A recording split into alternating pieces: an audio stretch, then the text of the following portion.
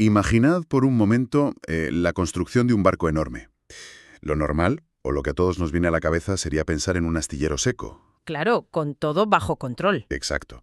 Con esos planos milimétricos hechos por ingenieros, las herramientas ahí, todas ordenadas, un presupuesto súper cerrado y, sobre todo, un cronograma estricto, ¿sabes? Sí, sí, es como armar un rompecabezas de estos gigantes donde, bueno, todas las piezas ya están sobre la mesa y solo tienes que seguir las instrucciones. O sea, un entorno de laboratorio prácticamente. Totalmente. Un entorno donde todas las variables están controladas, es predecible y, a ver, el riesgo financiero se calcula al céntimo antes de poner el primer tablón de madera. Vale, pero ahora vamos a cambiar radicalmente el escenario. Imaginad que hay que construir ese mismo barco, pero la situación exige hacerlo mientras ya estás navegando en medio del océano. ¡Madre mía! Y con una tormenta de categoría 5 desatándose a tu alrededor. O sea, las olas amenazan con hundirlo todo, y los únicos materiales que tienes son, pues, los restos de madera que van flotando tras un naufragio anterior. Ostras, es una imagen brutal. Y fíjate que ilustra a la perfección lo que significa lanzarse al vacío sin ningún tipo de red de seguridad. Ya te digo. En ese escenario, en medio del océano, cada decisión que tomas, obviamente, no responde a un plan de negocios súper estructurado. Es literalmente una cuestión de supervivencia inmediata. Pues esa es la cruda realidad que nos reúne en nuestra exploración a fondo de hoy. Vamos a desgranar una paradoja fascinante, que es el viaje completo del emprendedor. Eso es. Y lo vamos a hacer analizando por qué las regiones que tienen una mayor aversión cultural a la incertidumbre son, contradictoriamente, las que tienen las tasas más altas de emprendimiento del mundo. Es que es flipante cuando lo piensas. Es una locura. Queremos rastrear todo este ciclo vital, desde esa chispa psicológica y casi irracional que inicia la idea, pasando por las realidades verdaderamente trituradoras de la economía informal y la salud mental, Ujú. hasta llegar a las estrategias globales de escalabilidad que, bueno, te permiten dominar ese caos absoluto. Y para estructurar todo este análisis, tenemos sobre la mesa una pila de documentos fascinante y muy diversa. Sí, hay de todo hoy. Abarcamos desde densos tratados de teoría económica y modelos clínicos de psicología del comportamiento, hasta, fíjate, testimonios a pie de calle de vendedores informales. Que eso le da una perspectiva súper real. Totalmente.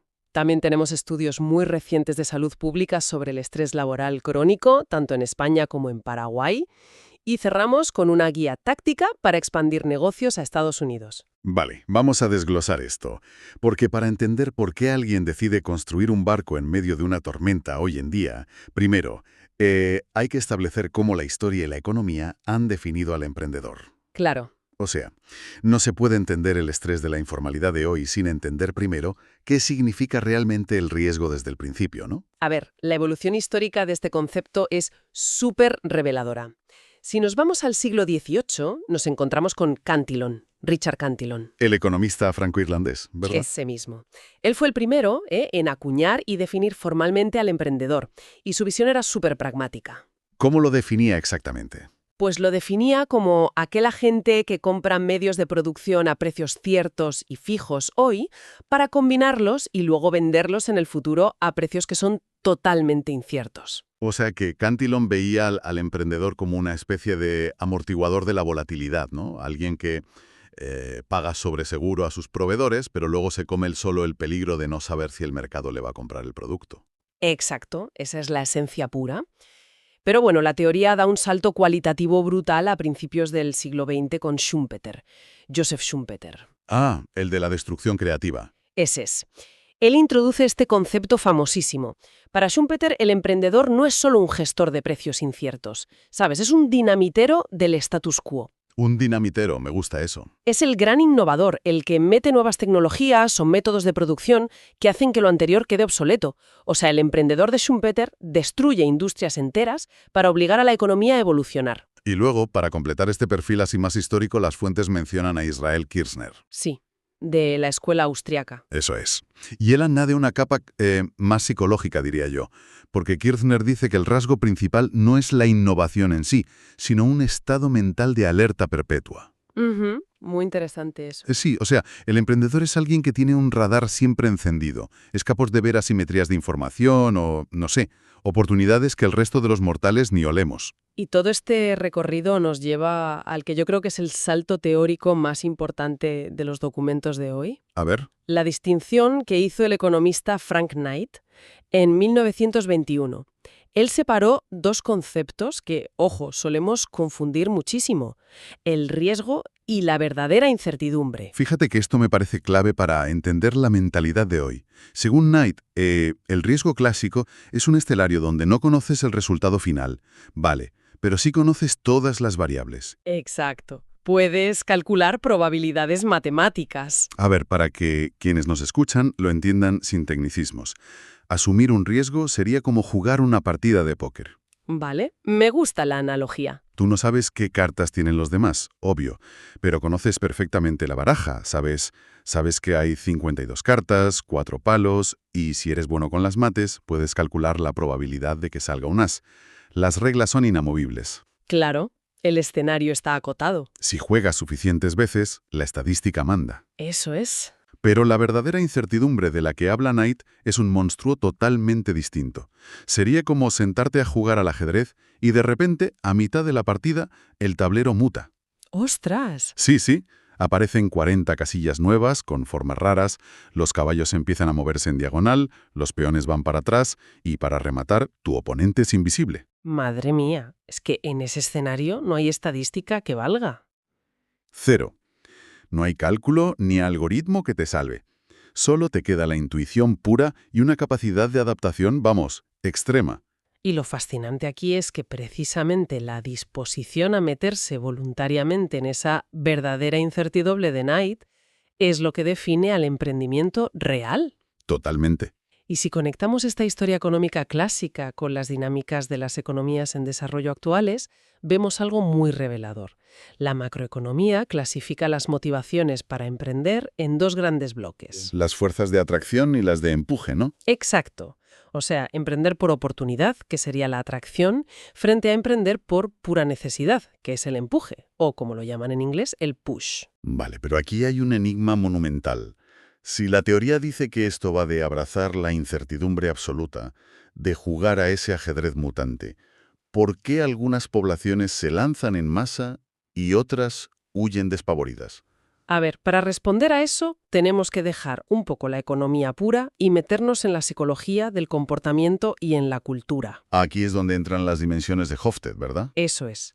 El análisis usa el marco de Hofstede aplicado a México, que sirve muy bien como espejo de gran parte de América Latina. Ujú. Y los resultados muestran una mentalidad superconservadora frente al caos. México tiene una puntuación altísima en evitar la incertidumbre.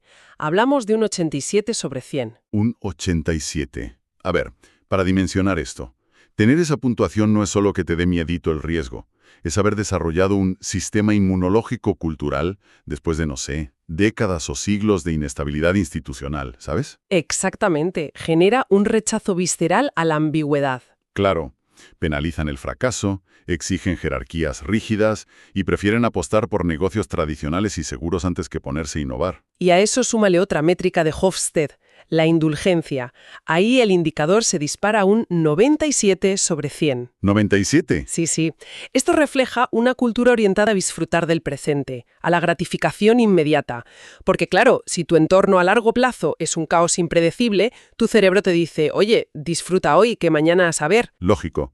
Y por eso la orientación a largo plazo cae en picado, a un 23 sobre 100, claro. Exacto. Ahorrar para dentro de 20 años no tiene sentido en ese contexto cultural.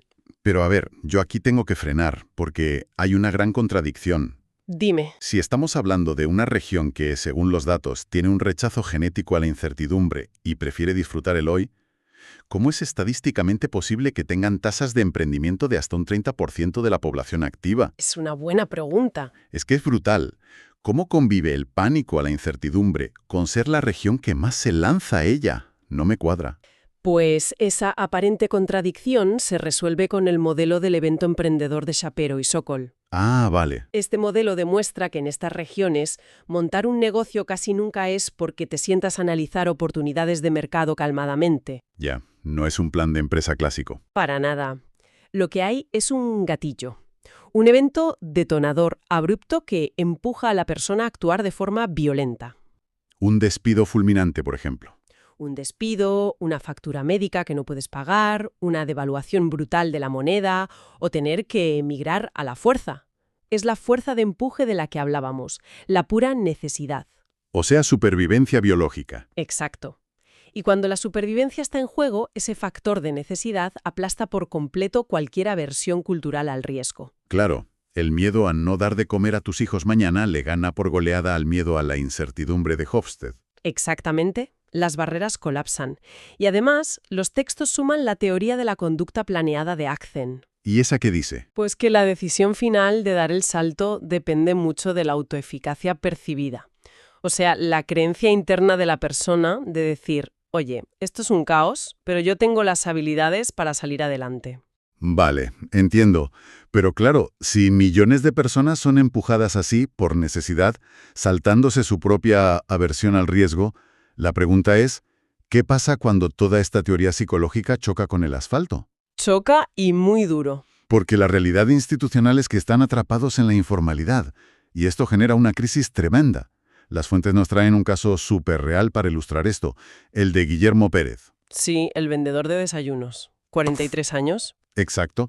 Su jornada fuerte es de 6 a 11 de la mañana en la calle. Y su caso es un catálogo perfecto de cómo operan estas barreras institucionales. Porque no es solo que haya mucha burocracia, ¿eh? No, es mucho más perverso que eso. Y es que el sistema le exige a un vendedor de subsistencia el mismo nivel de formalidad que a una mediana empresa. O sea, para ser legal, Guillermo tendría que pagar cuotas fijas de seguridad social e impuestos todos los meses. Independientemente de si ese mes vende o no vende. Claro. El sistema ignora que sus ventas fluctúan cada día. Tendría que pagar a un contable, pedir facturas formales en mercados agrícolas donde todo se mueve en efectivo. O sea, matemáticamente, la formalidad lo lleva a la quiebra. Por lo tanto, se queda marginado del sistema, sin historial de crédito, sin acceso a los bancos. Y operando siempre en el margen. Y si conectamos esto con el panorama general, operar ahí tiene un coste biológico devastador. Ya lo creo. La lucha de Guillermo encaja perfectamente con los datos clínicos del especialista Enrique López Arce.